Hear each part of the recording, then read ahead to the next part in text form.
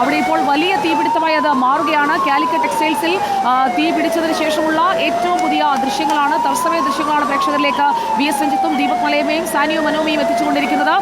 സാനിയോ മനോമി, ഇപ്പോൾ താഴെ നിർത്തിയിട്ടിരിക്കുന്ന ബൈക്കുകളൊക്കെ അവിടെ നിന്ന് മാറ്റിയോ? കാരണം ഈ കത്തിപ്പടരുന്ന കെട്ടിടത്തിന്റെ അവശിഷ്ടങ്ങളൊക്കെ താഴേക്ക് പതിക്കുകയാണല്ലോ.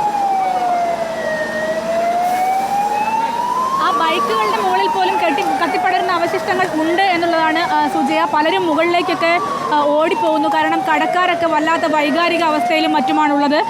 അവർ ഈ കെട്ടിടങ്ങളിലേക്ക് ഓടിപ്പോവുകയും തൻ്റെ കെട്ടിടത്തിൽ സാധനങ്ങളുണ്ട് അത് എടുത്തു മാറ്റണമെന്നുള്ള വൈകാരികമായ നിമിഷങ്ങളൊക്കെ ഇവിടെ ഉണ്ടാവുകയാണ്. അവരെയൊക്കെ പോലീസ് പിന്തിരിപ്പിച്ചുകൊണ്ടിരിക്കുകയാണ്. മുകളിലൊക്കെ നിരവധിയായ കടക്കാർ അവരുടെയൊക്കെ കടകളിലേക്ക് ഇത് വരുന്ന വളരെ സങ്കടകരമായ കാഴ്ച കൂടിയാണ് ഇവിടെ ഉള്ളതെന്നതാണ്. പലരുടെയും ബൈക്കിന് മുകളിലേക്കൊക്കെയാണ് കത്തിപ്പടർന്ന തീ വീണത്. അത് മറ്റ് അപകടങ്ങളൊന്നും ഉണ്ടാകാതെ മാറ്റാൻ കഴിഞ്ഞെങ്കിൽ കൂടിയും ആളുകൾ ഈ കടയുടെ ഉടമകളൊക്കെ അങ്ങോട്ട് പോകുന്നത് ഉണ്ടാക്കുന്ന വലിയ പ്രയാസങ്ങളുണ്ട്. കാരണം എല്ലാവരും നമ്മൾ വരുമ്പോൾ പലരും ഇവിടെ നിന്ന് കരയുകയായിരുന്നു. കാരണം ഒരു ജീവിതകാലത്തെ മുഴുവൻ സമ്പാദ്യവും മറ്റുമാണ് ഈ കടകളിലൊക്കെ ഉണ്ടാവുക എന്നുള്ളതാണ്.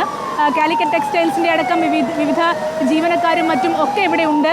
അവരൊക്കെയും വലിയ പ്രയാസം അനുഭവിക്കുകയാണ്. ഏതായാലും തീ ഇപ്പോഴൊന്നും ഒരു തരത്തിലും പുറത്തുള്ളത് തീ മാത്രമേ മാറ്റാൻ കഴിയുന്നുള്ളൂ. അപ്പോഴും ഉള്ളിലുള്ള തീ അങ്ങനെ തന്നെ നിൽക്കുകയാണ്. ആരെങ്കിലും ഉണ്ടോ, ഉള്ളിൽ ആരെങ്കിലും ഉണ്ടോ എന്നൊക്കെയുള്ള പേടി ബാഗുകളൊക്കെ എടുത്ത് പുറത്തേക്ക് ഇടുന്നുണ്ട്. അതായത് സ്റ്റോക്ക് കത്തി നശിക്കാതെ കുറച്ചെങ്കിലും ഒക്കെ സേവ് ചെയ്യാൻ പറ്റുമോ എന്നതടക്കം നോക്കുന്നുണ്ടല്ലേ.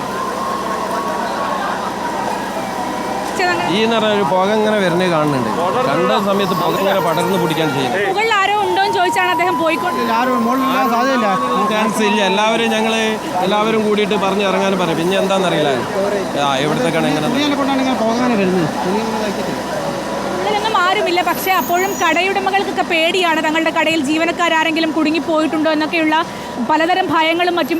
ഇപ്പോൾ വലിയ അപകട സമാനമായ സാഹചര്യത്തിൽ നിന്നുകൊണ്ടാണ് ഫയർഫോഴ്സും സന്നദ്ധ പ്രവർത്തകരും ഒക്കെ ജോലി ചെയ്യുന്നത് എന്നുള്ളതാണ്. കാരണം ഒരു ഭാഗത്ത് തീ ഇങ്ങനെ പുകഞ്ഞുകൊണ്ടിരിക്കുന്നു, അതിന് താഴെ നിന്നും മുകളിൽ നിന്നും ഫയർഫോഴ്സ് ജീവനക്കാർ ജോലി ചെയ്യുകയാണ്.